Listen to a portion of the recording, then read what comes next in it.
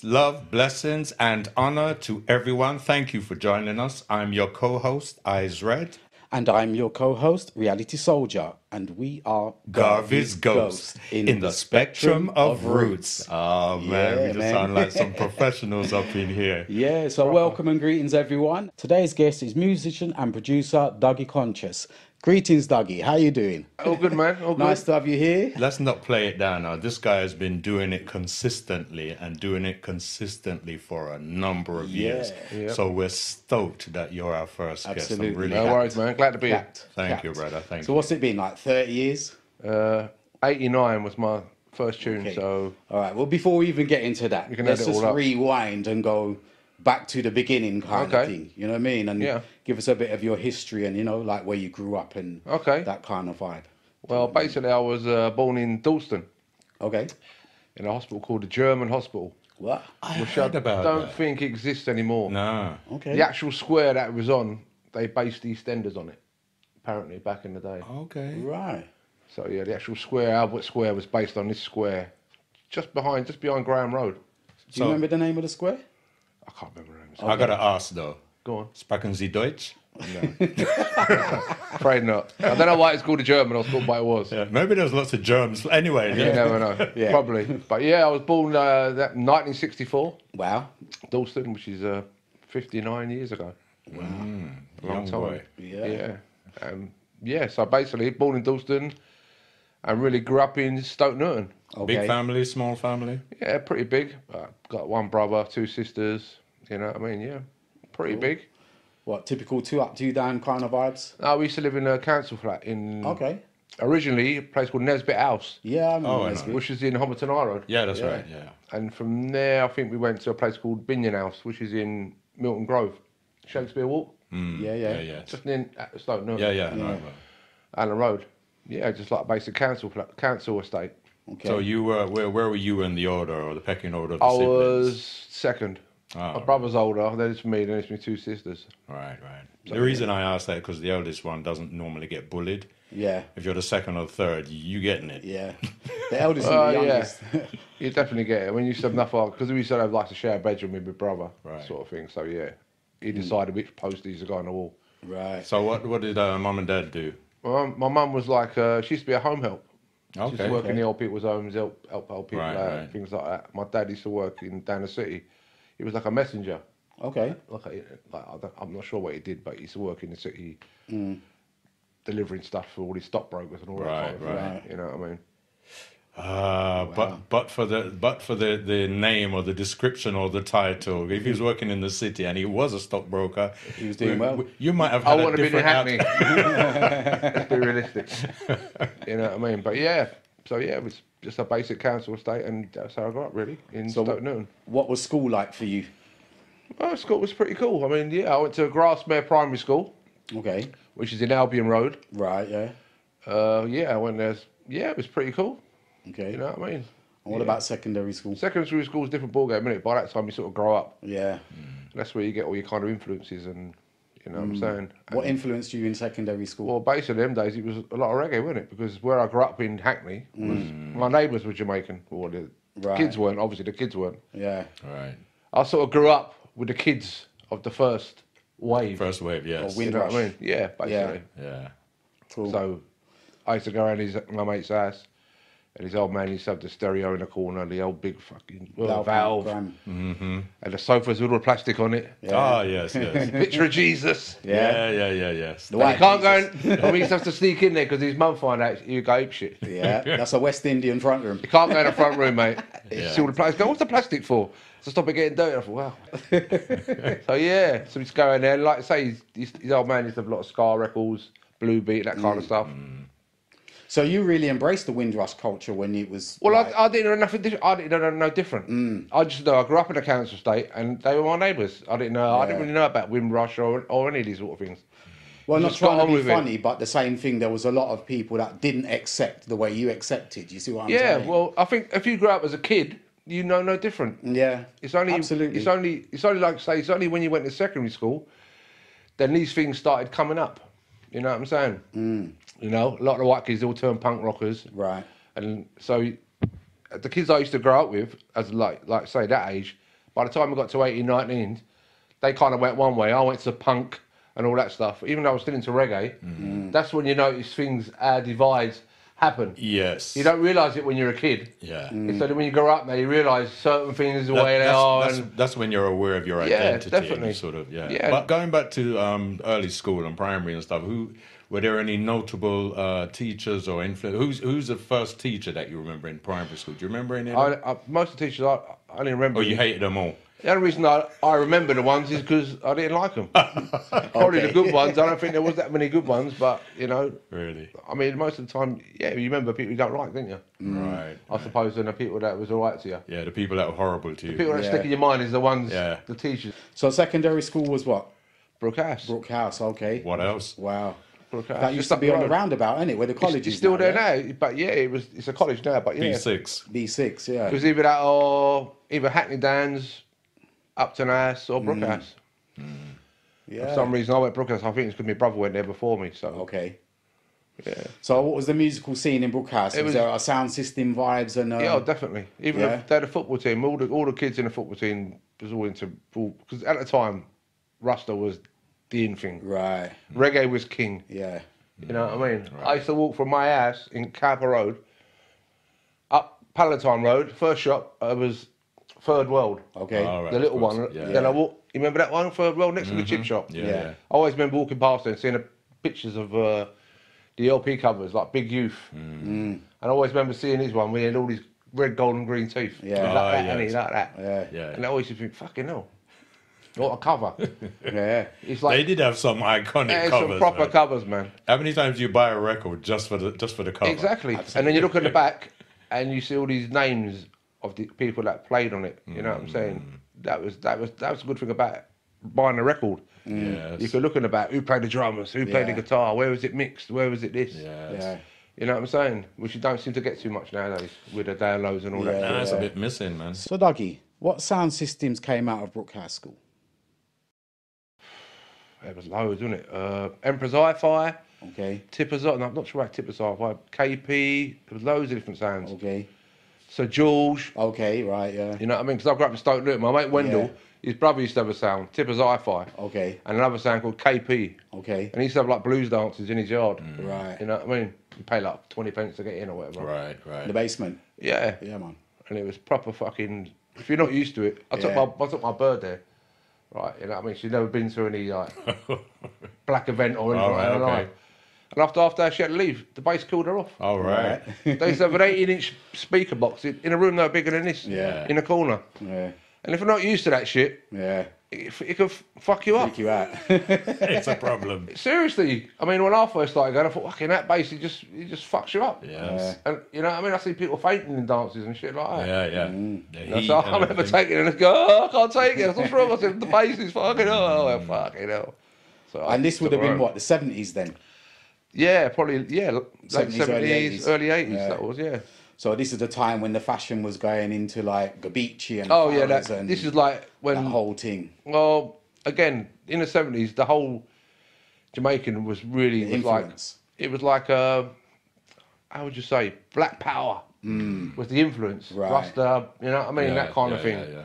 Dreadlocks, then it kind of drifted, didn't it? And went to the dance hall, and it was more like about fucking how many gold chains you got, gold teeth. You know what I mean? Burberry Macs, Yeah. crocodile skin shoes, Yes, all of that kind of course. stuff. It kind of went from consciousness to like materialness, really, when you think Yeah. about Well, it. from conscious to unconscious. Yeah. Innit? Slackness and all kind of thing there. Yeah, really, which is Mogging yeah. and them thing there. Yeah. And then after that, obviously, there all the young guys who I used to know, who was into reggae and dub in the 70s, was now into Shalimar. Okay. You know what I mean? And going down Hackney Road. And Jericho. Yeah, all that kind of stuff. You know what I Yeah. mean? Onyx chains with big initials on it and all that. Yeah. Used to get them from Dalston next to the train station. Yeah, man. Railway arms. Remember the railway arms? Used to I be walked little past there jewellers there. yesterday, but the jewelry shop's gone now, It's isn't all it? gone, It's mate. changed down there, It's all, proper. it's all changed. It's like I don't know. It's like Knightsbridge now, isn't it? Yeah. So let's go back a little bit. What kind of kid were you? I was alright, but I was a bit naughty. You know, I used to like fire. Believe it Oh, or not. really? I used, Pyromaniac up in here. I think I was a bit one. We used to. I used to buy. You remember lighter fuel? Yeah. The little yellow cans. Yeah.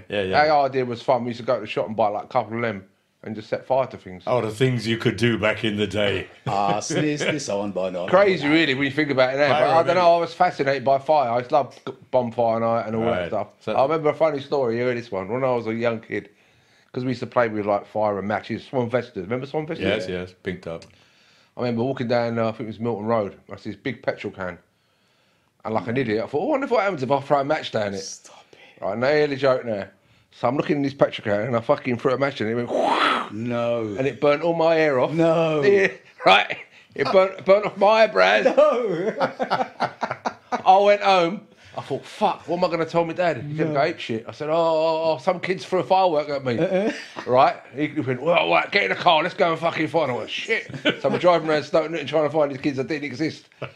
You know what I mean? And even to this day now, he still laughs about it, you know what I mean? Classic. But at the time... You came clean. I did, yeah, 50 years later. But he knew at the time, he thought, it's fishy here, you know what I mean? Right. But I didn't want to admit that I was going around doing stupid things like that, you know what I'm saying? Like I say, when we was that young, there was things like bomb sites. Yeah. Remember, all after the war. Yeah. Most of the place, like I used to go Barrett's Grove down Stoke Newton. It was like it was just like a loads of old houses. Yes. That was derelict. And we used to just go in there, you know what I mean? A lot of time in old houses. Yeah. Old houses. Then you could do it. And like I say, it was great fun. Yeah. Search you know around and all going kinds of old stuff. houses, yeah. I mean, Set them on fire. yeah. It ain't like it is today. You used to go up in the morning and that was it. You never used to stay indoors. You used to go out. Oh, wow. All day long. Yeah. You know what I mean? And all you heard was dinner, or something. And someone around the flats would know who you were and so your mum's calling you or whatever. Yes. You know, we used to play around the flats on the roofs. You know what I mean? On nicking bikes, things like that. Dougie was a little rebel, yeah? I used to, like, it's fun, you know what I mean? Yeah, going on a motorbike when you're like, Well, we didn't have 12. PlayStations and all that back in the day, did we? No So we had to make PlayStations. our own fun, We innit? didn't even have TV. I remember this first time I see a colour TV. Yes. I remember my mate said, so they had, I think one of them, the Big Match. Remember Big Match? Mm-hmm. I said, fuck me, it's green. Green grass. Green grass. Who would have known? It's like, wow. But when you're used to them little black and whites, the first guy in the flats had a colour TV. Everyone was going around and going, fucking look at that. Or even the first time someone got a phone in their house. Yeah. Because that was a rarity. Luxury.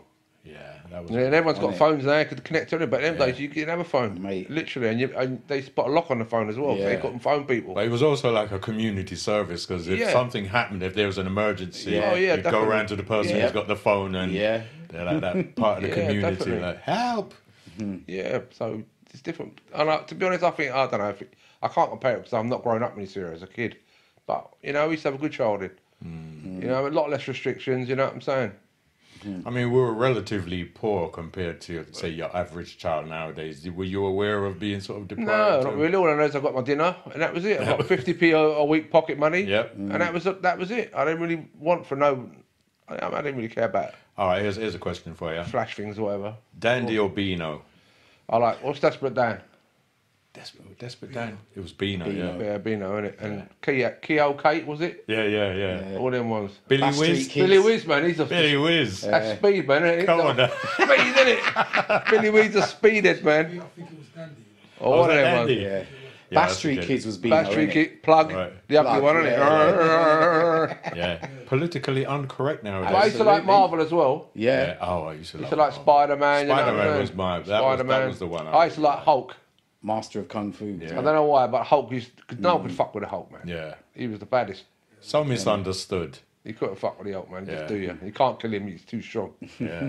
The Hulk was the it. Get green on your and ass. then We his used to go rel- down Berwick Street, and there used to be a record, a comic shop that we used to frequent, and we used to go in there and nick loads of comics, man. Like, grab a whole walk out the shop. Berwick Street, man, up West End. Because like when you was a kid in them days, we used to get a thing called Red Bus Rover. Yeah. Oh, yes. Remember that? Which means you Little can get on a ticket. bus, you pay like 50p, Yeah, and all day long you travel can go all on a day. bus All anywhere. day. So we used to hit all the museums, Yeah, West yeah. End, you know what I mean, That's how you everywhere. explore your city, man. Really. Yeah. Red Bus Red Road. Bus Road. Red We used to Bus bunk Rover, at school man. and buy them, man. Yeah, Yeah, go yeah. anywhere.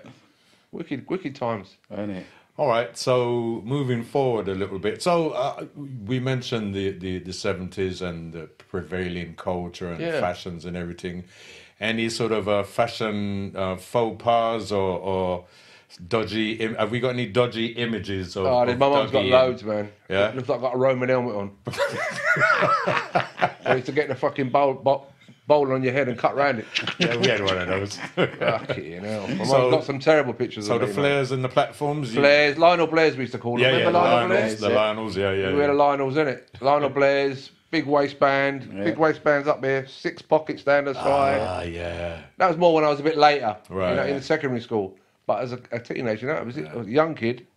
Tank tops and Tank flowered tops, man. shirts. Tank tops and big shirts And with a big collar out Shermans here. and, Platform shoes like Gary Glitter. Stop it. And I should have mentioned Gary Glitter. But the reality I he was a top man He in the was, days. Gary yeah, Glitter, yeah. T-Rex. You know what I mean? Slade. Shawaddy Waddy, all of them. Yeah. Shawaddy Waddy. Alvin Stardust. Elvin Stardust. Cuckoo. You know what? I love them. ELO, mate. But you know ELO. what? It's funny how you sort of you have those as a backdrop to your life. Yeah. You're exposed to all of that, but then on the other hand, you've got like Prince Jasper and Iroy Yeah. beefing and all this kind of. definitely. It was such a wide It spectrum. was, but that of- was never in the mainstream. If you wanted to, no, That's but I'm right. saying that's what you were living. yeah, that was that's your what. experience. Yeah, definitely. The radio at breakfast time, you're going to hear all the mainstream stuff, but then the night time when you go to your brethren's dance or your Or Tony Yeah. Williams on a, Well, on a there Sunday. was on two. Sunday, but it's like once Yeah, a week, innit? yeah, yeah. It wasn't, you know what I mean? Saturday Man night. used to tape them sessions Yeah, and right, listen come to it on. in school all week. I used to be on my cassette. No, I'm Trying to top dodge 10. the adverts. The top 10. Paul's button was on. Advert, quick. Yeah. Who was before Tony? Was it Steve Bernard? Yeah, I think it was. Yeah. I'm Steve not sure. Bernard. All I know is it was Rodigan On Saturday LWR. night, and on Sunday the Rice and Pea show, 2 o'clock. Yeah, yeah, Tony yeah. Williams. Well, you would miss it. Wouldn't miss it. Yeah. I'll be there with my cassette. They used to always do a top 10. Tyler Williams did a top 10, didn't Yeah, he? yeah. Top 10 hits. Dun, dun, dun. Quick, there you go. Get all the top 10. But you always had the sense that it was sort of like a subculture. It wasn't the mainstream. no, it was but never you were mainstream. buying into something. And The you first time I heard mainstream reggae, right. Rasta Ozzy from up the hill. Pluto. Want to catch body and grocery Yeah, bill. yeah, yeah. That's the first time I heard Such a clever song. I've Innit? always liked that song. reggae Yeah. Yeah. from like Jamaica on the radio. Yes. Yeah. You know what I mean? With that Mainstream. tune. Yeah, yeah, yeah. I'd always been for that tune. Rasta Ozzy from up the hill. Check these grocery I think bill. Millie was the first one. But I was before that. Yeah, It's like, yeah, I, was probably, yeah. I was just being born. What's Yeah. 62, 63? Around about that I sort went of born in time. 64, so But it had legs. I mean, it No, was it- popular for a lot of years. oh, it was definitely. They milked that tune forever. Yeah. Not only that, then you had out of that became people like Judge Dredd. Remember Judge Dredd? Ah, yeah. Who basically was Bunny Lee was the original for him. Really? Of course he was. He saw Prince Buster do all them tunes. Big Five. Yes. that's Big right. One. Yeah, yeah, yeah. 10 Commandments of Man. there Do you you remember go. all the wicked tunes on Yeah, Blue yeah. Beat? Judge And he thought, Dredd. hang on, we'll get a white guy to do it. Yeah. Obviously, crossover, makes Yeah, him look yeah. like Eminem or Elvis or whatever. Exactly. He ain't stupid. No, that was a So you smart- get big Judge Dredd now to sing. That was Was a it shrewd Big move. Five? Yeah, Whoop higher, pussy catch a fire.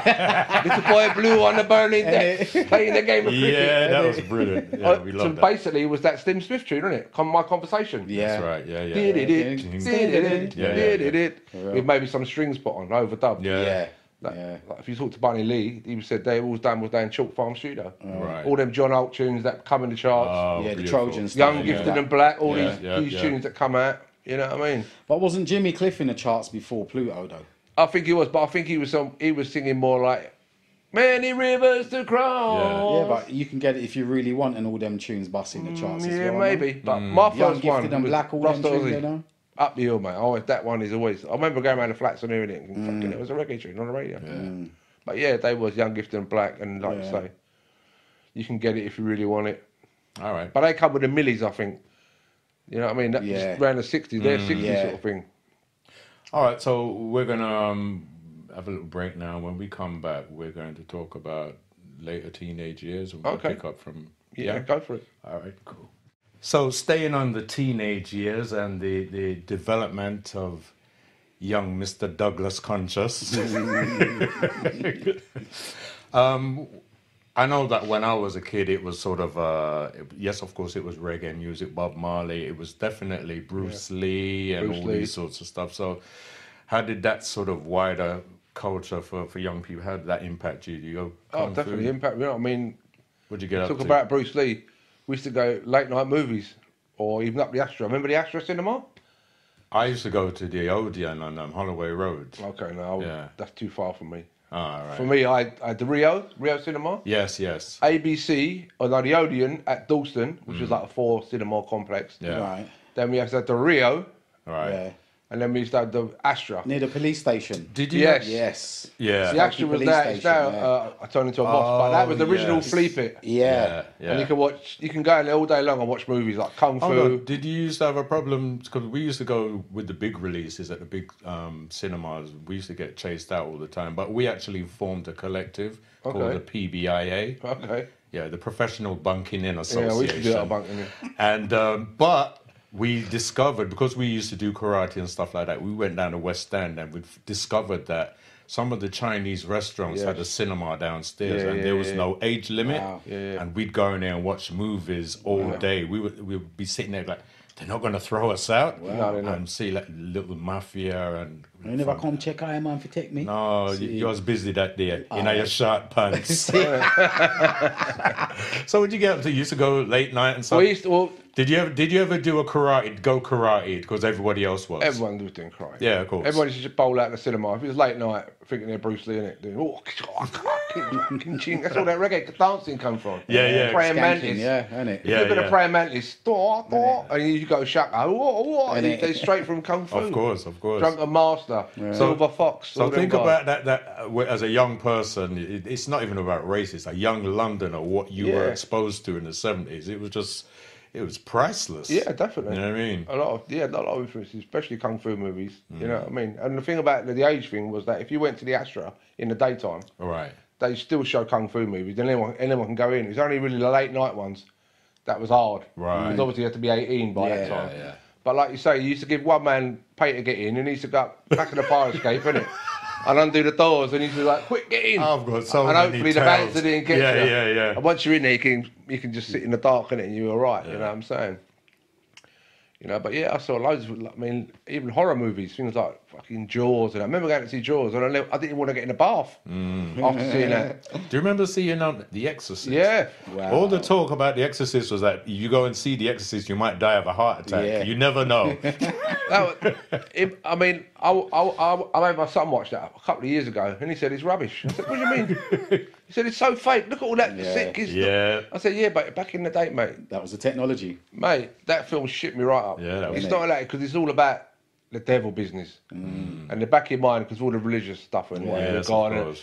the devil fucking devil might be real. You know what I mean? I can get possessed. Yeah. And that fucked me up, definitely. Shit me up, man. Proper going home at night, fucking hell, going to bed, all exorcist. Yeah. That was a scary film, even though now it don't seem so scary. Even zombie films, Right. Dawn of the Dead and all that kind of Yeah. stuff. You watch them now, it's just like, it's funny. But at the time, it was pretty scary, you know? Pretty scary Alien, stuff. you Yeah. think about your stomach, Innit? fucking hell. Yeah. So in your early teenage years, what did you really want to do? What I was didn't really your want. I ambitions? didn't know what I wanted to be. If I'll be totally honest, you know what I mean. Okay. I never had no plan. I used to go to school and I used to go to careers office, innit? Yeah. What do you want to be when you leave? I don't know. I ain't got a clue. No, that's like me. Wasn't be really honest- considering it at the time. No, I didn't consider anything. I didn't know what I wanted to do. You know what I mean? I had no real qualifications. I was pretty shit at school. I left school before I took any exams. Right. You know what I mean? I think I took one and I just flopped it. I'd just rather look out the window in class than try and learn anything. I don't know. I didn't mind going to school, but I never liked the fucking lessons. Were you one of those young people that? Always in referral. Yeah. Did you? I mean, a lot of people would say I only went to school to see my mates and for PE. Well, I only went to school because I had to, because I did. My dad would get in trouble, okay. innit? Kick your ass. Basically, you know what I mean? That was it. I didn't want to go fucking. Who wanted to go to school? It's boring. Yeah. You know what I'm saying? The only good time was if you had like a music lesson or something like that. Right. Or art where you could fuck about. The art teacher was like a hippie, innit? Yeah, man, do what you want, man. He didn't give a shit. Yeah. Paint any old bollocks, innit? On a fucking. Yeah, So that you was had a school man, where music class or music lessons was viable. It wasn't viable in my school because we didn't like the music teacher at all. Fair enough. So Yeah, music was funny at school. It was all funny, but again, Beethoven and Bach, innit? with the influences of reggae, I mean, kids used to bring melodicas in my school. I think they're Augustus Pablo. yeah. And, Okay. like play it in the playground, like tuck chop. So what did mum and dad play at home? No, not really, just basic pop music. My dad was into military shit. I don't know why. Really? Oh, really? Yeah, That's bizarre. interesting.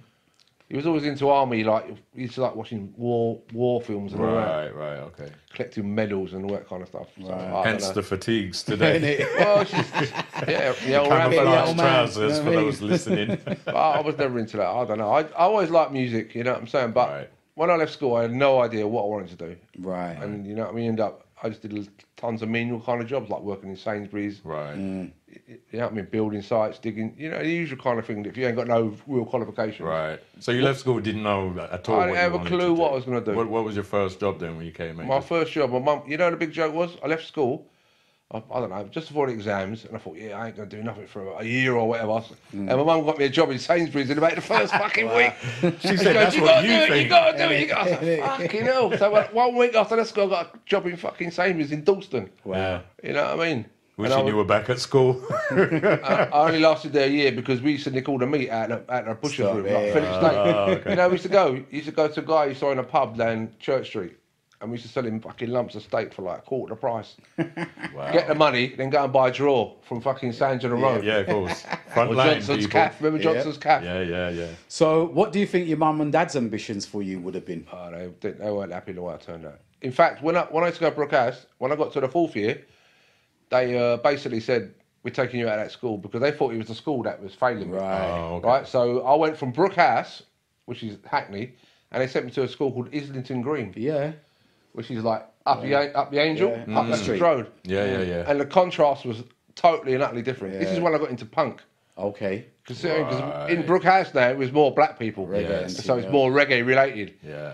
Islington Green now, it was mostly white people. Right. And not only real poor people, it was like middle class white people. Yeah. Right. You know what I mean? They was all into this punk shit. You And know there what I'm was- saying? yeah, and Pistols and all that. And I kind of Which was kind of the reggae vibe, just on a different Yeah. scale, isn't it? Yeah. Because it's like it's still anarchistic kind Yeah, of thing. it's You fuck know, the fight government, against innit? the establishment. You know But what I mean? it was way before the sort of the races sort of came together, wasn't it? It Well, yeah, preceded well, that I think there's slightly. always been racist even in them days. You know what I mean? Yeah. People like National Front. I mean, if you went to the football, for instance, back in the 70s, you get National Front was standing outside of the Yeah, stall. with leaflets. Yeah. Yeah. You know what I mean? It's like fucking handing out leaflets to you as you're going in. Yeah, I remember. Real. They infiltrated everywhere.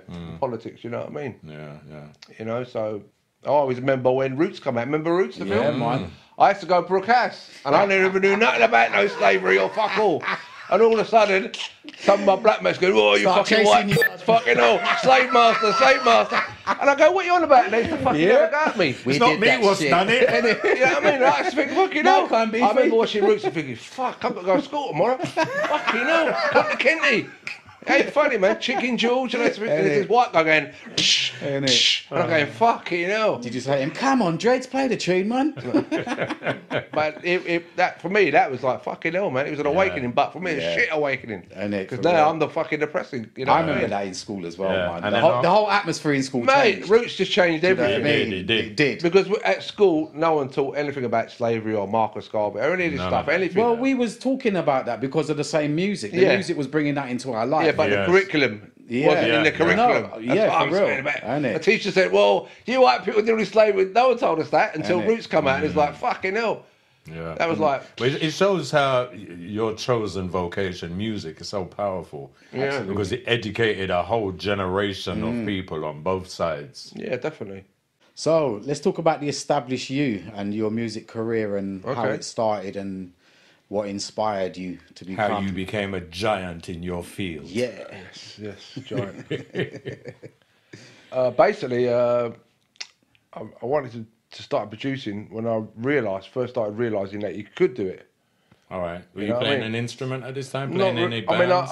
I mean, when I was younger, I used to play guitar, like punk stuff. I used to like doing that. So I could play a bit of guitar, but apart from that, I had no real idea of how to make a tune or, Right.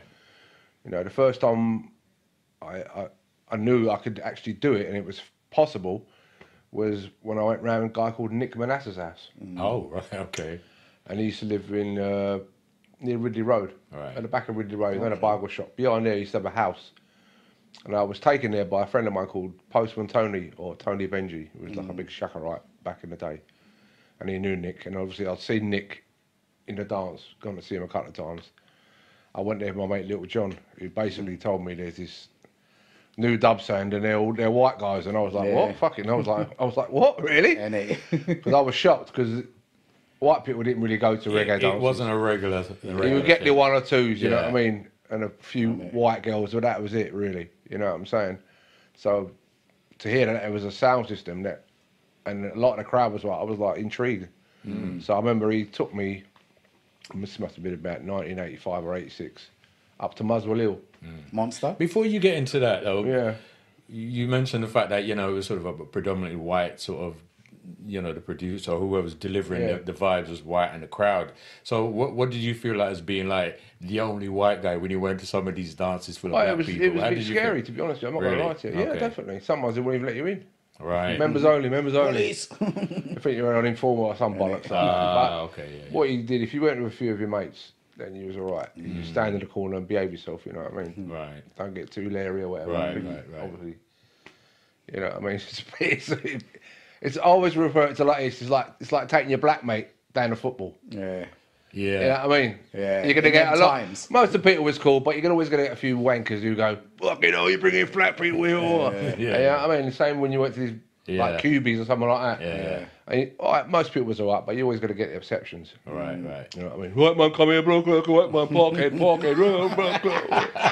So, you know what I mean? So I sort of got it from both sides, you know what I'm saying? Yeah. You know, walking into record shops, going to M&D Records, you know what I mean, on a Friday night. It's scary shit, man. Yeah. You know what I mean? The place is packed out. So Muswell Hill now, so this is... Yeah, it's like the On the first map. time I went with my mate Little John, he turned me onto it, Right. you know what I mean? And like, I remember going, and it was Joe Warrior, who again was another Steve, white guy, right? And basically Manasseh, and at Muswell Hill. At Monsters Youth Club. I can't remember, it was the back of Tesco's, something Yeah, like it's that. round Yeah, the back. Monster Club. You remember Monster? Yeah. We used to go there. all the So time. went there and it was like, wow, fucking hell, it was great. You know what I'm saying? I really enjoyed it. I thought, yeah. And Steve Jawaria would have had the tubby set them time, Yeah, innit? he Because had- Keith built his sign and He had that. Keefy Roots on his side, yeah. Keefy Okay. Roots, Blacker, you know the guy called Blacker? Blacker used to cut with Keith in Yes. the dubs, yeah. They was on a mic for him, Okay. right? Yeah. Manasseh had Mandinka. Okay. Right. Same Mandinka. Same Mandinka who used to go Wakana. shaka all the time. Wow. And he was like Prince Fare's reincarnation. yeah. Yeah, believe. that's right. And with a bit of echo. Yeah. Instead of going shaka, he got Mandinka, Rick. He was the original shaka impersonator. Right. Seeing. But one of the best out of all of them. Right. You got a lot nowadays who, you know what I mean? But he was the original copyist. But he was the best. You know what I mean? So, like I said, I went there and then I started getting into this new stuff that was coming out because you got to remember, after about 84, 85, reggae went down the Swanee. Yeah. And next thing you know, they brought out this new digital shit called Slinting. Sling And at the time, I thought it was shit. Yeah. It was rubbish. Yeah. Yeah. It's like, mate, welcome to this great reggae. It's a fucking keyboard going. We didn't realise that we were all purists at that time. That melody is actually a rock melody. That Yeah. no, it's a rock melody. It was, but From the Casio. what I saw was it just killed reggae. Yeah. All of a sudden, all these top bands you heard, like Slide Up, Ryan Robbie, Roots Radix, they're finished. They can't compete with a They Casio don't need keyboard. drummer again, innit? Don't need anything. It's just keyboard. Right. And that was it. That tune mashed up the place. I had Really a well. friend of mine said that he stopped listening to reggae because reggae is now Japanese. See? Well, you could say Akai that. and You Roland. could say that. You could say that. You know what I mean? But yeah, that was, and so. So you got your hands on some gear, did you?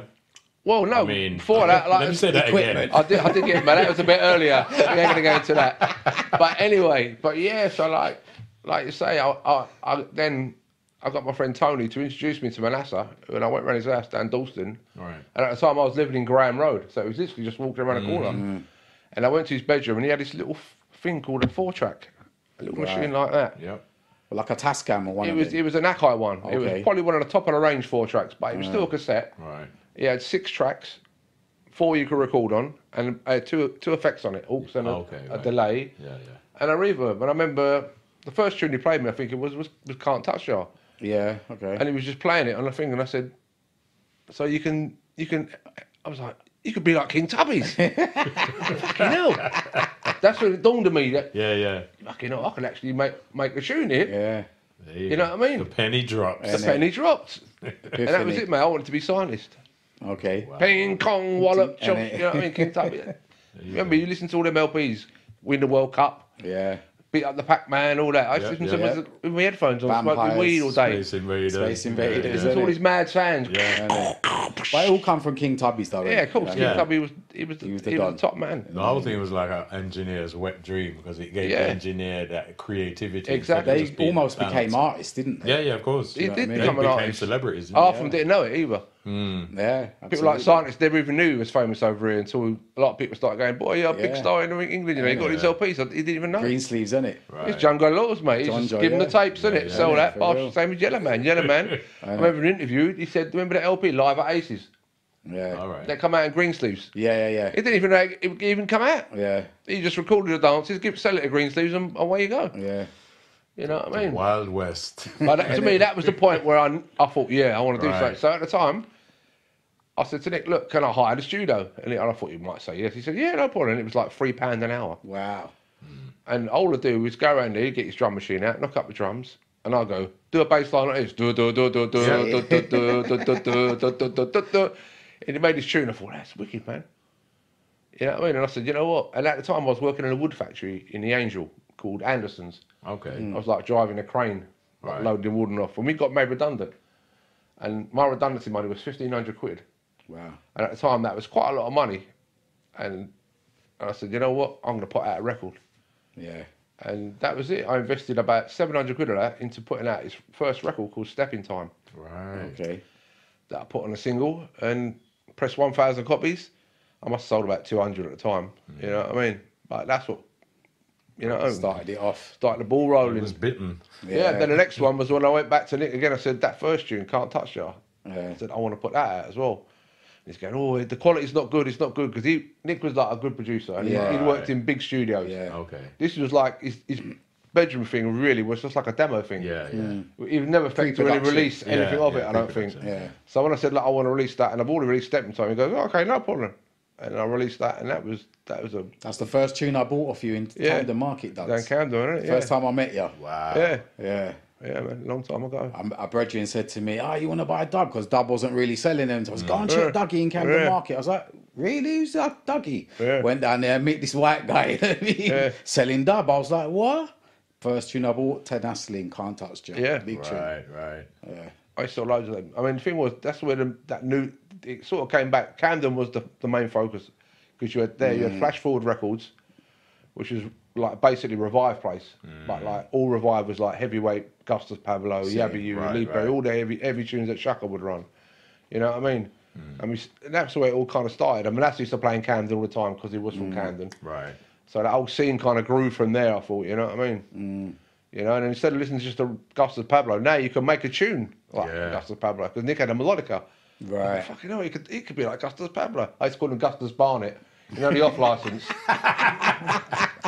As a joke, you know what I mean?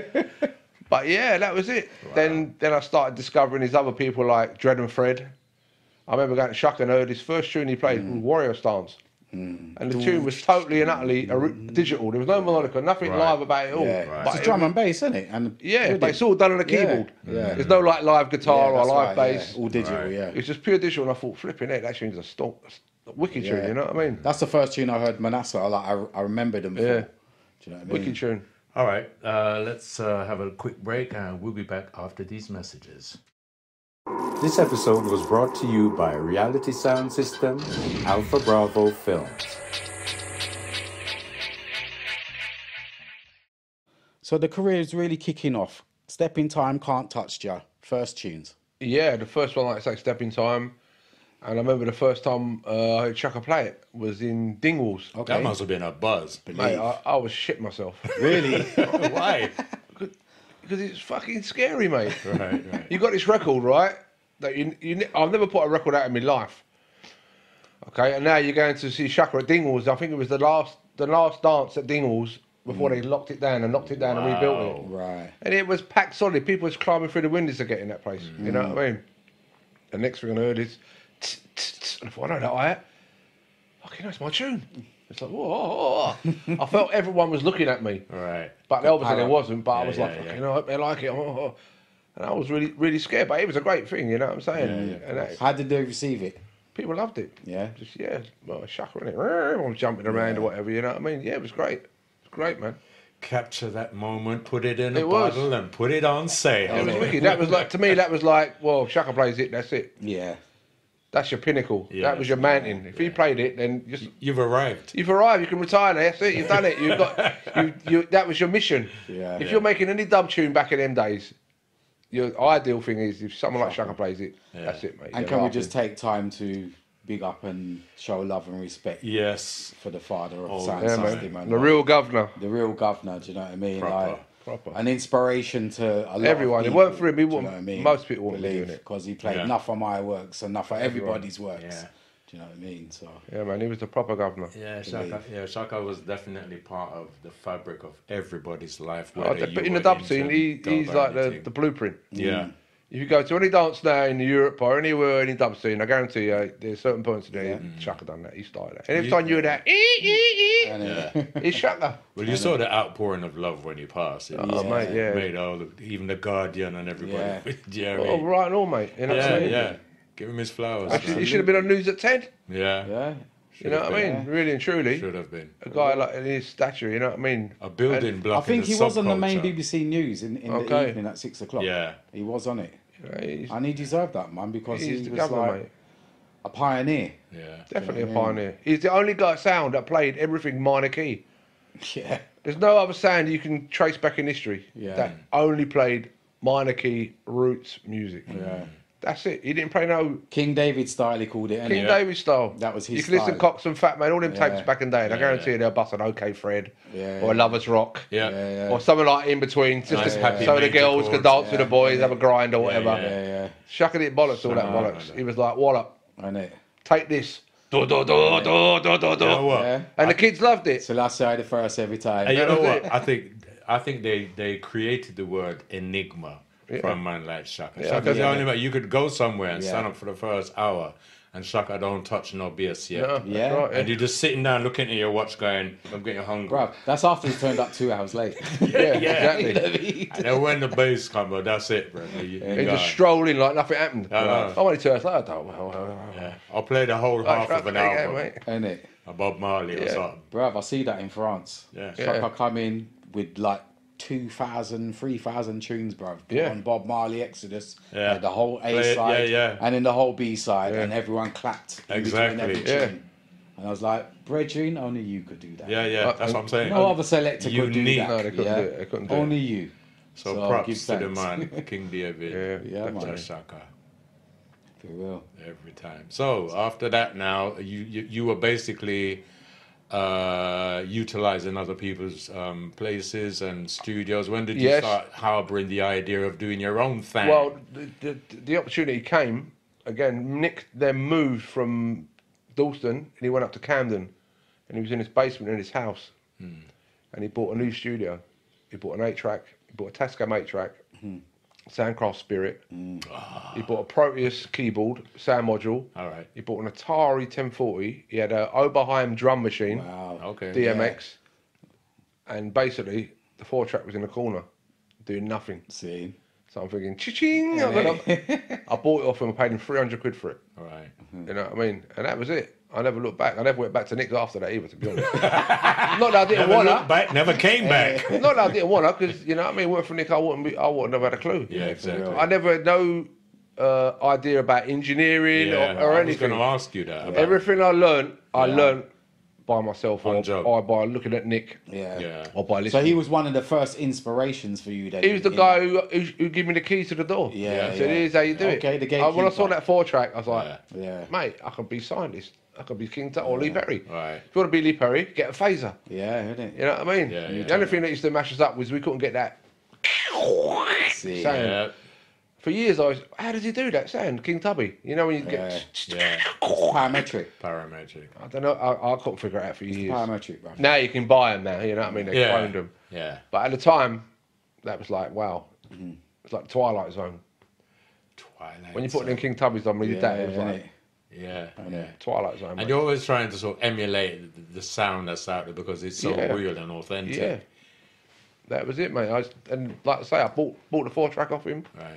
I set it up at my mate Nigel's house, who was a musician, Okay. Yeah, and basically, I went and bought a keyboard. I bought a Yamaha DX21, which I still got to this day. Yeah. All right. Yeah, and I bought a Roland JX3P. Okay. Which is because basically he told me that this is from me. He goes, if you want to use on bass, you get an analog keyboard, Yes. Yeah.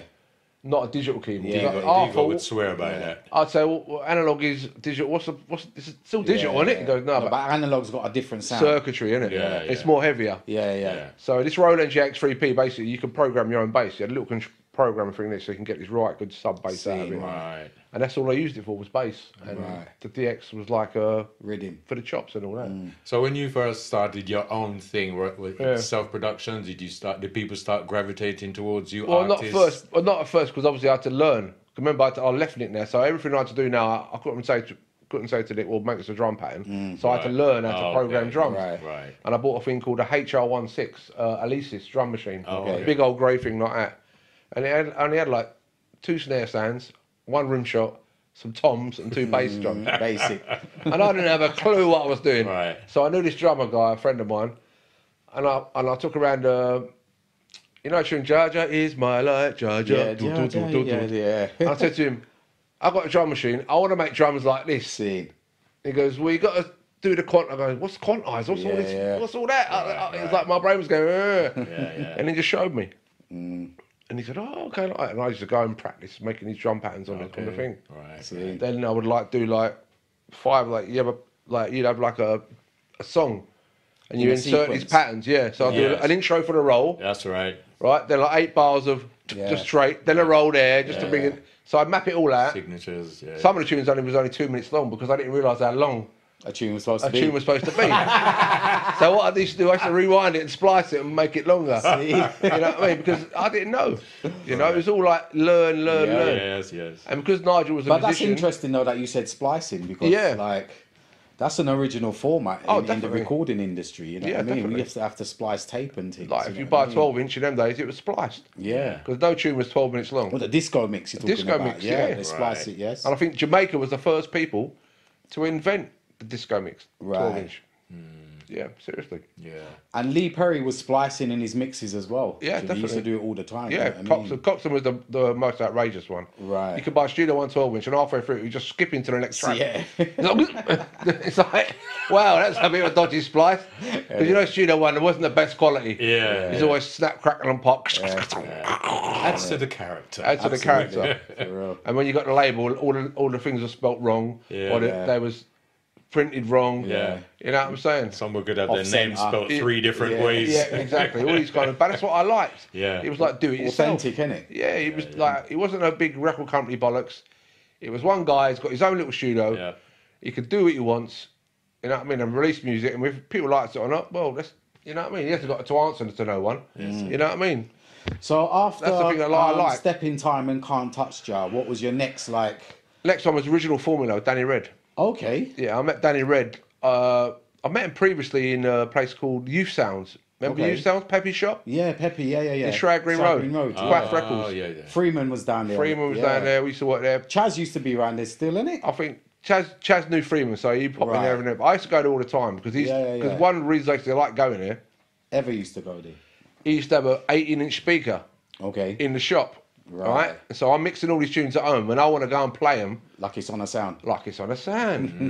You know what I mean? So I used to go around and take my tapes around there, and Freeman used to go, "Oh, okay, no," and he'd go, "That one was good," and whatever. You know, it's just an idea how it sounded, See. and that's that was basically that's when I first met Danny Red. Yeah, so Danny Red. you were Yeah, saying. so I met Danny, like I say, in Youth Sounds Records or Quaff Records, run by Peppy back in the day, and we just decided he would do a tune for me, basically, down Manassas. And where was your studio based at this time? At the time, I didn't have my studio. This was still doing it at Nick's. Ah. You know what I mean? That was my third single, which was, like I say, Original Formula, which wasn't really as steppers as the other one. It was more like Gussie Clark.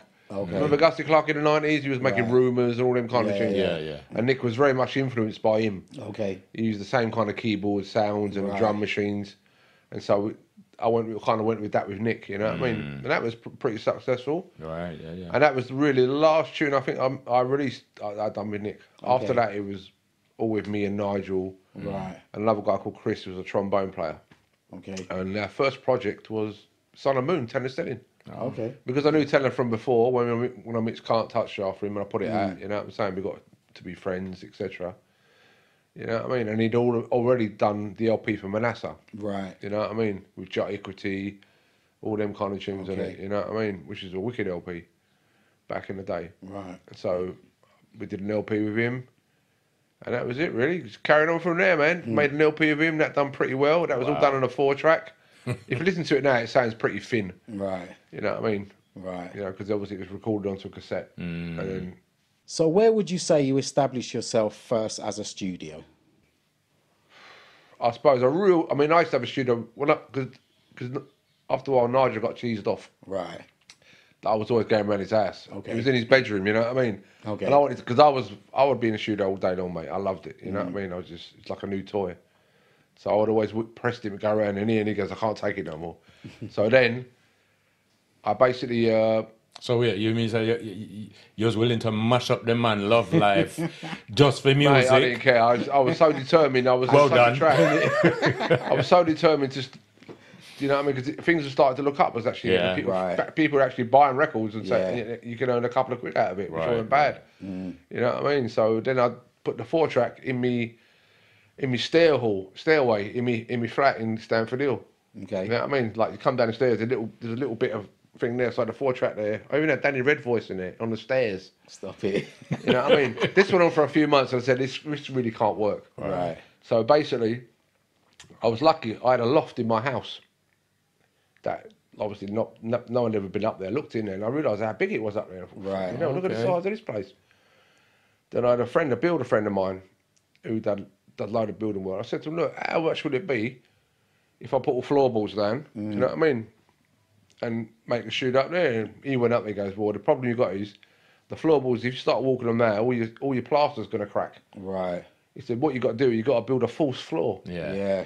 And so basically, you got these big RJS bars, steel bars, RSJs, and put one in, Joists. and just put 2 new joists in, and built a whole on floor top of that. on top of that, plasterboarded up all the wood. And next thing you know, I got a loft that you had to climb up this little ladder to get into. That's the only thing. You know what I mean? It's a bit mad. Some people couldn't do it because they had to go up this little ladder. I remember Sister Rashida come round. She goes, "You can't be serious. I can't come up there." I said, "Well, that's the studio, mate." She's "Are you sure?" She's like, she's like a big woman, you know what I mean? It's like fucking up this little ladder. She was like, "Oh, I can't do it." And anyway, she did. So yeah, that was it really. Once that studio was in my house built, that was it. I never left that room for ages. Okay. That really started the birth of people like the Bush Conscious Chemists. Sounds. Well, Conscious Sounds was already out from there. Right. But this is like I say, it's got a Pepe's, Quaff, and Freeman was always there. And Freeman was saying to me, look, I've got this, my friend of mine, his name is Chaz, and he's a keyboard player, and he loved to make dub stuff. And I said, all right, look, just come round, bring him round and live round to my house. You know what I mean? And he turned up with Chaz, and we just knock up tunes in the loft. Right, okay. You know what I mean? And then I said, Chaz, look, we should release some of this stuff. Yeah. You know, we got half each, whatever, pay for the money, and start making tunes. Yeah. And this same time, there was this company down Tottenham. What's it called? SRD. SRD. Right? Yes. It was a big distribution company. Yeah. And so I thought, you know what? I'm going to go down there, take my records down there, see the guy down there, see if he would take them. You know what I mean? Try and get into any more markets. You know what I mean? Because in them days, remember, when you're selling a record them days, this is what I had to do.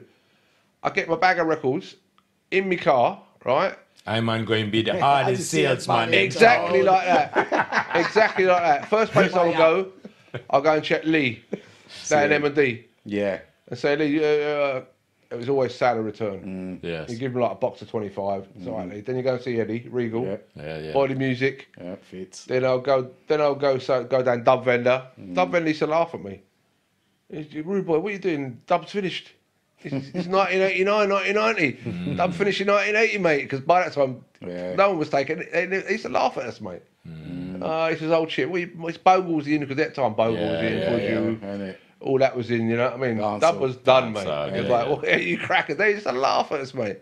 But I said, whatever, anyway. So we kept going, you know what I'm saying? And like, I used to go Jetstar and Fat Shadow. Go see Mr. Palmer. Yes. Again, SOR. No one ever give you cash for your records. Yeah. It was always leave 2 boxes there. Yep. And then come back next week. You know what I mean? The thing that pissed me off about Jetstar is, you give them 2 boxes, and if it's sold out, they never phoned you up and said it's sold out. Yeah. Come on, So bring I some go more. down there on a Friday, and I look on the floor, because didn't they? Tunes all on the floor. Everywhere. All on the floor, the new releases lined up like that. Right. All the record shop man needs to go and pick one out, play it, and decide what they're going to take. And I remember, where's my record? Oh, it's sold out. I said, look, you could have told me. I could have bought you some 2 weeks ago. You know what I mean? I used to get annoyed. Yeah. And then you're trying to get money out of him. That's Oh. come back in 2 hours. I said, Mr. P, I just drove from Hackney, right? What am I going to do for 2 hours? Sit outside in the car? Can't you just sort me out now? Blah, blah, blah. And he's sending the accountant guy up, little Indian guy, innit? He needs to give you a check. I go, all right, Mr. Nice one. Right. And that was it, really. That's how hard it was. It was a hustle for It was real, a hustle, innit? mate. There was no distributors who would even want to take real. dub. Innit? Reggae, let alone dub. I mean, remember, dub is like a little branch of reggae. Yeah, it's like a niche. It was a Exactly. niche thing then, And yeah. the same thing is like reggae started to get a bad name for itself when you know when it went from Rasta to dancehall and whatever. Well, you got all the Yardie business in it in the 90s. It kind of changed. Drugs became involved, and it was a the whole crack different attack. scene. I remember the turning point. I remember Sandringham Road. 1 year it was full of Rastas selling weed. Next thing it was ballheads selling crack. And then when you were trying to buy weed, you ain't getting no big fucking bookie slip full of it like you used to. Now you're getting a little bag, and it's all grinded out. Remember they used to grind it out, obviously to get more out of it. Yeah, and flatten it. Take the air out and flatten it so it looks like And it there's was like lots. £10 raw. bread.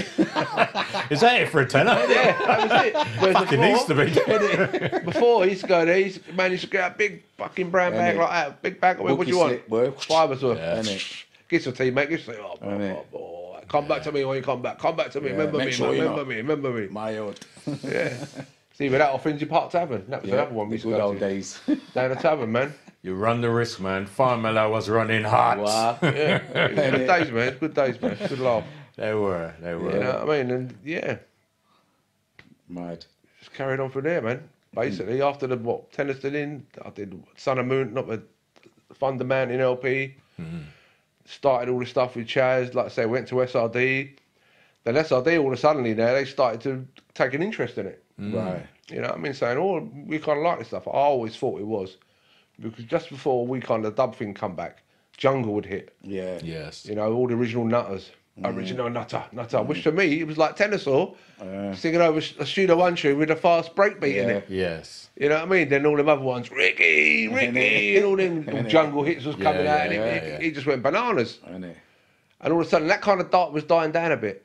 And that's how they wanted to capitalise on that. They thought was the new jungle was going to, the new thing for the young kids. Right. And they thought it might be dub. Right. So they started this label called Dubhead. Yeah.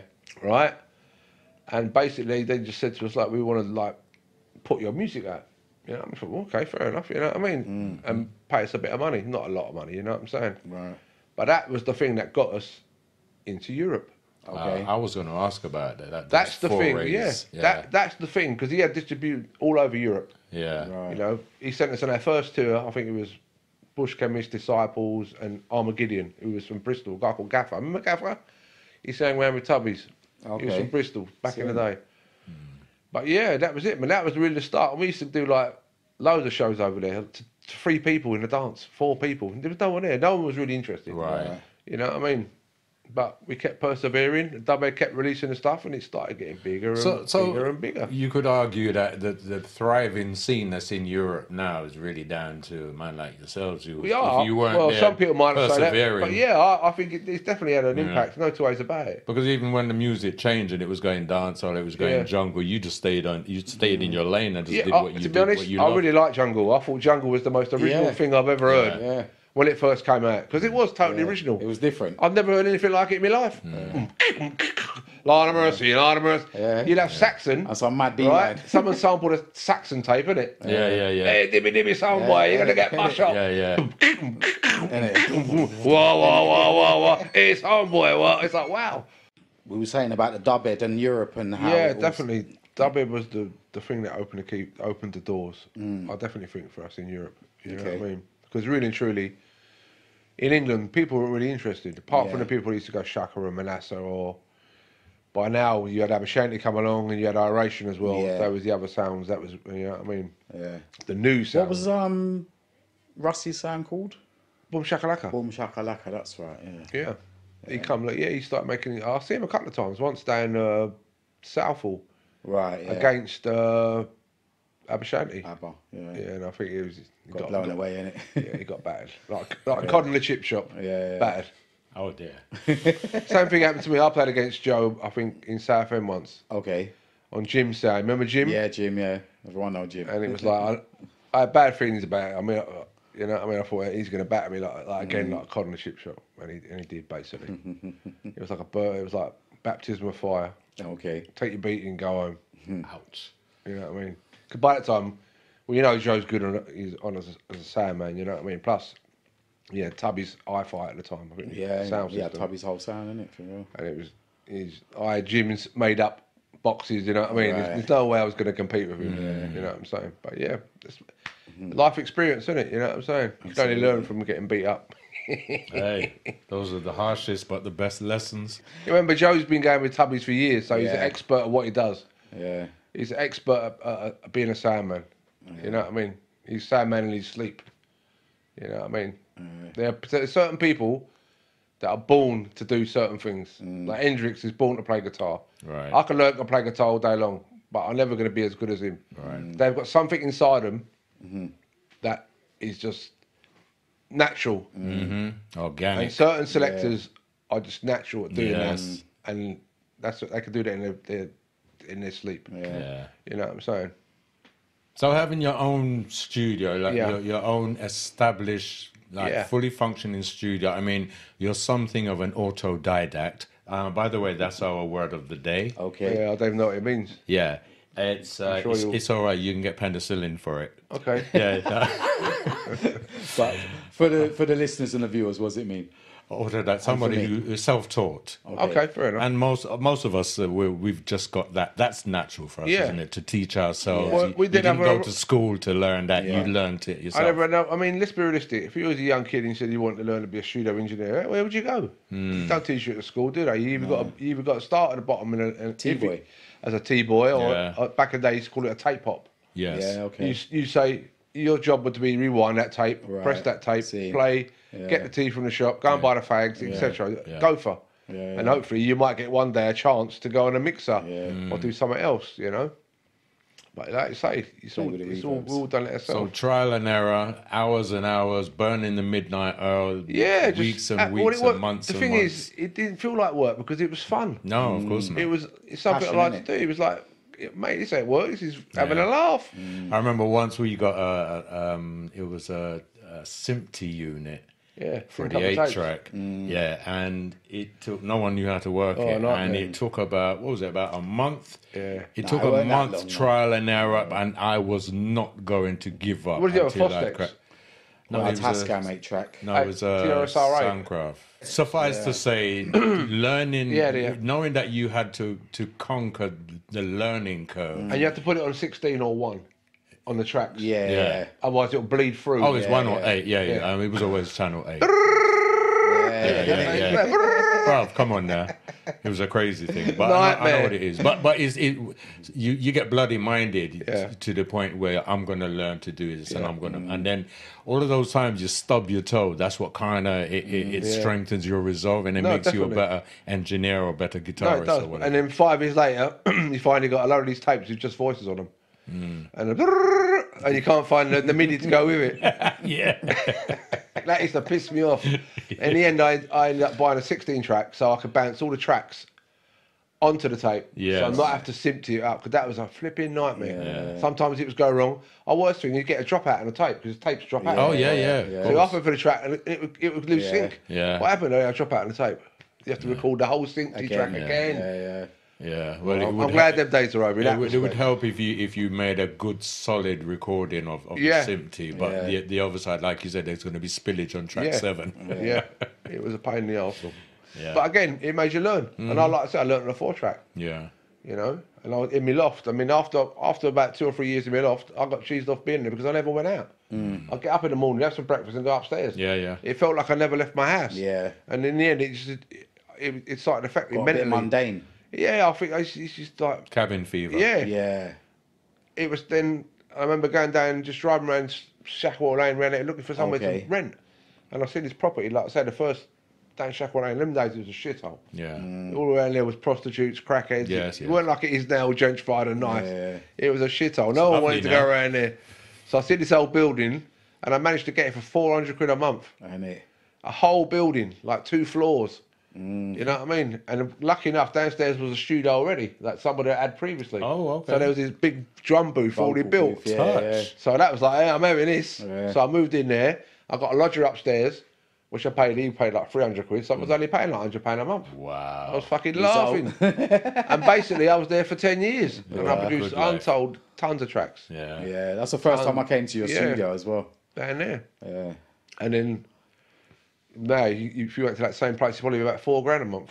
Believe. You know what I mean?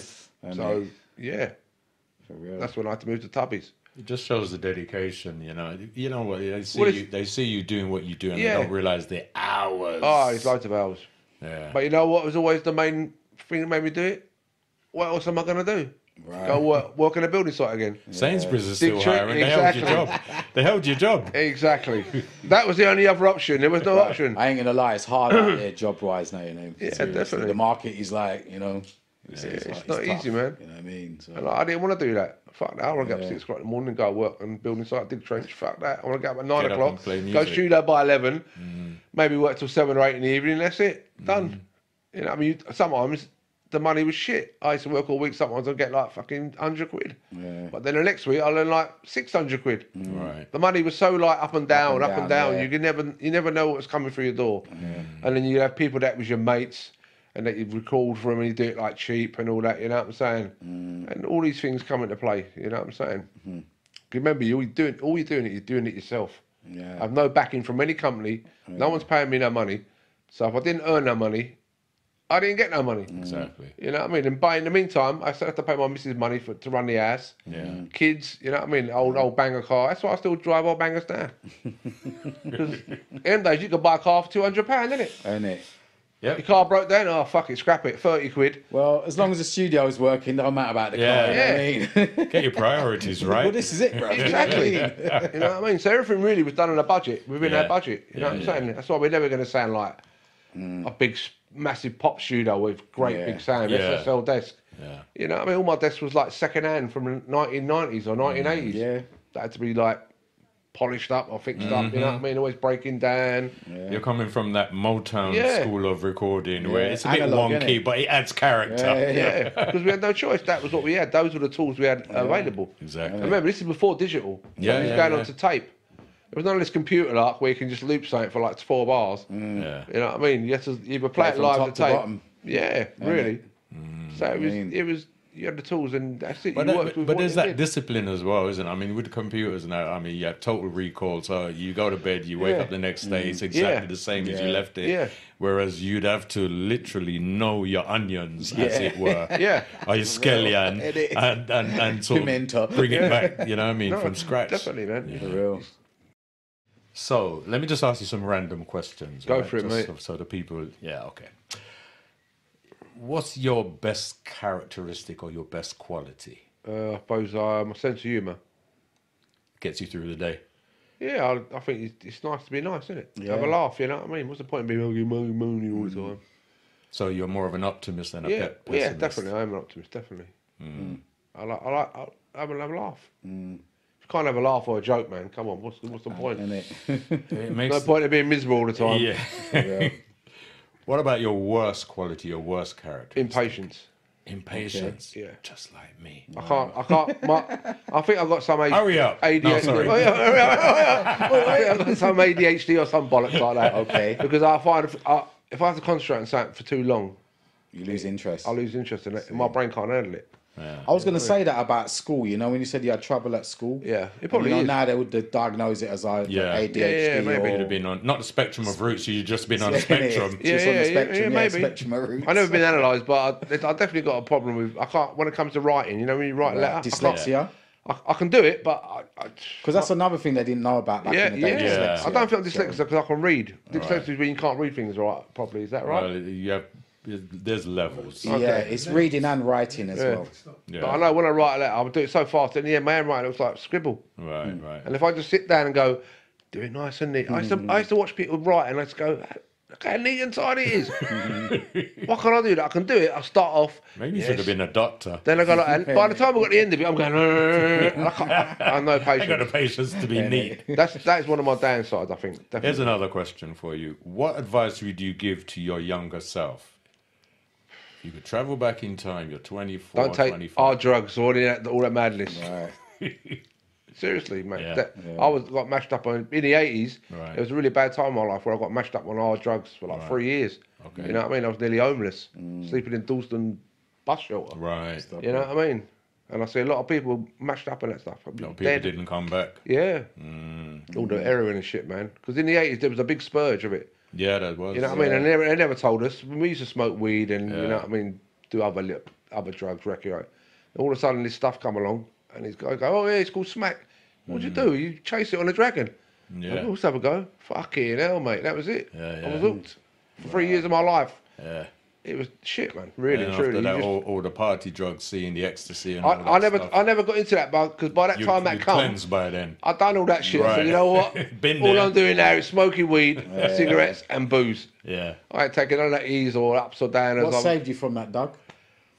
You know, really was a lot of time is music, because I used to like to say at the time when I tried to come off it, the only way I could come off it was get rid of all my mates, Right. Because everyone I know was on it. Yeah. And the worst thing was, like, I remember my mum and dad going to me, send him to Spain for 2 weeks. He'll be right when he comes back. They sent me to Spain. I was out there fucking clucking like a chicken. You know what I mean? By the 2 weeks up now, as soon as I got off the airplane, get some gear, get some gear. Yeah.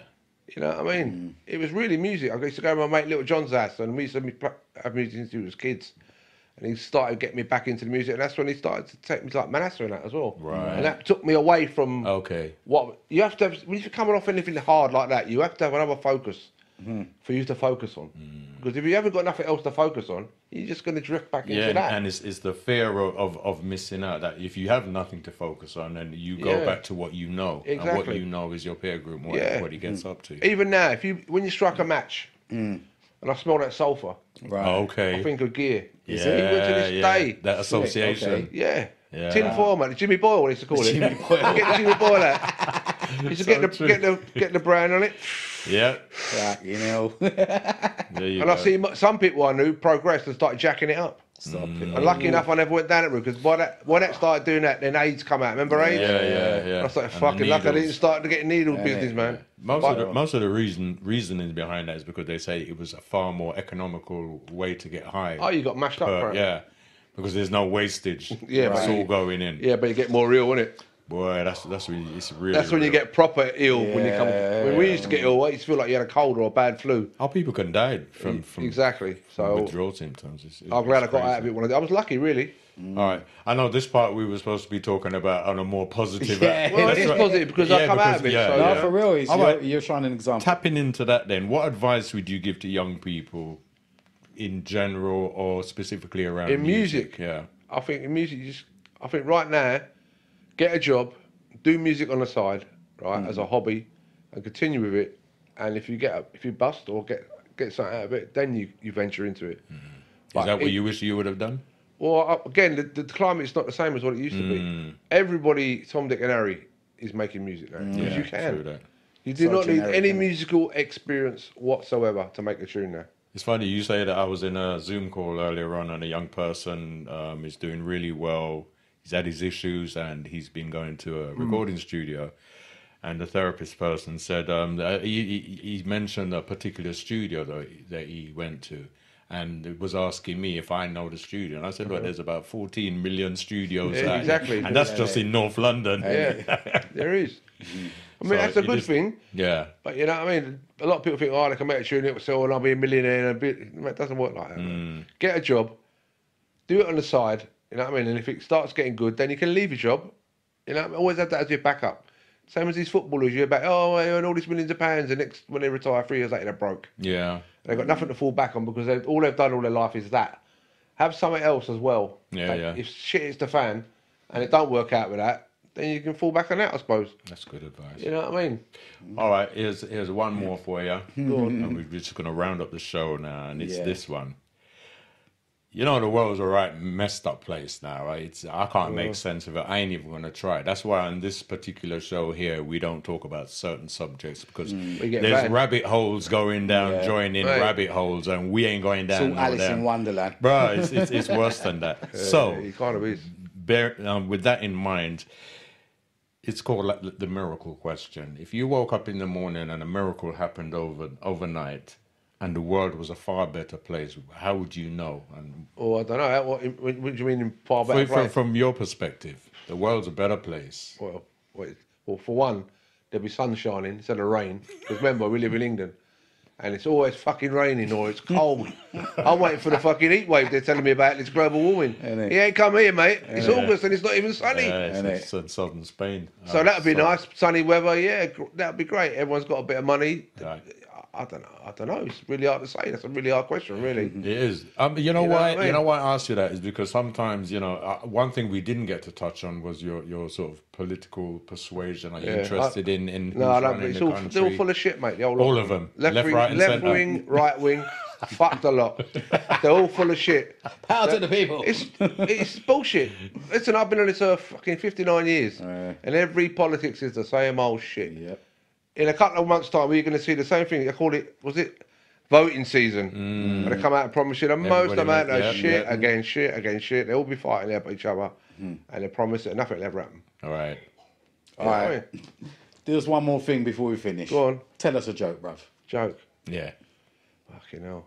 Give us a joke. I'm trying to think of a joke, man. You said you was a funny guy. Come on, man. Yeah, that's jokes is jokes. It's different, isn't it? Yeah, you got to tell jokes. It can't be too lewd. Go on, quick one. We don't mind. Can I be swearing? Yeah. Right, okay. I call my girlfriend. No, is it that one? I can't remember. It's a bad joke. What's it called? That's the way he tells them. I couldn't stand on stage and go, I'll shit myself. Again, you have to be a certain person to stand on stage and tell jokes. Just tell us a joke, man. I'm trying to think. All right, you want me to give... My wife calls me Thrush. Really? She goes, why? Because you're a right irritable cunt. And on that note... I've got a next one. Go on. I've got a next one. 2 birds on a fucking cash out in Tesco. And one bird goes to the other one. I can always tell a single bloke from a married bloke. She goes, how'd you do that? She goes, watch this. This bloke walks over, he goes, 1 egg, 1 beans, 1 bag of crisps. She goes, you're a single bloke, you, aren't you? She goes, how did you know? You're right ugly cunt. And that's 2 C words and we can't use they're funny though, isn't it? Oh, stop it. That's a funny joke. And you're thinking now, she got some plan. She's an ugly cunt. I like that. There you go. Well, Dougie, man. They're old school proper jokes, man, from the 70s. It's been a real blast, man. It's been a pleasure, bruv. Yeah, man, definitely. A good laugh.